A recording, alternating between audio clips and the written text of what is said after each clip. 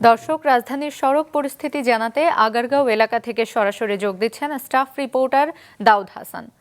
দাউদ, সড়কের সার্বিক অবস্থা কেমন দেখছেন?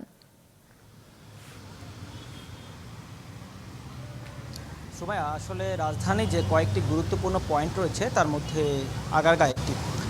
এখানে শিক্ষার্থীরা সকাল থেকে তাদের যে ট্রাফিক যে নিয়ন্ত্রণটি সেটি নিয়েছে। আমি যদি আপনাকে আমার পিছনে দেখানোর চেষ্টা করি, এখানে বেশ কিছু শিক্ষার্থী সুষ্ঠুভাবে তাদের যে ট্রাফিক নিয়ন্ত্রণের যে দায়িত্ব সেটি পালন করেছে। শুধুমাত্র এখানে রাজধানীর যে কয়টি সড়কে দেখেছি এবং যে অলিগলি রয়েছে সেগুলোতেও আমরা দেখেছি শিক্ষার্থীরা তারা যে ট্রাফিকের দায়িত্ব সেটি পালন করছে।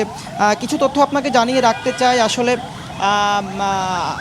যে জরুরি সেবাগুলো রয়েছে সেগুলো, যেরকম অ্যাম্বুলেন্স থেকে শুরু করে যে যেসব জরুরি সেবা, সেগুলোতে কিন্তু তারা প্রধান প্রায়োরিটি ভিত্তিতে সেগুলোকে ছেড়ে দিচ্ছে।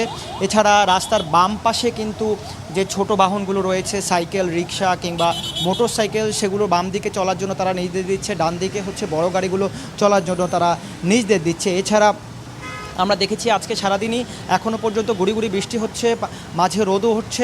এই রোদ বৃষ্টির উপেক্ষা করেই কিন্তু শিক্ষার্থীরা তারা রাজধানীর যে সকল পয়েন্ট রয়েছে সেখানে ট্রাফিক নিয়ন্ত্রণের যে দায়িত্ব সেটি পালন করছে।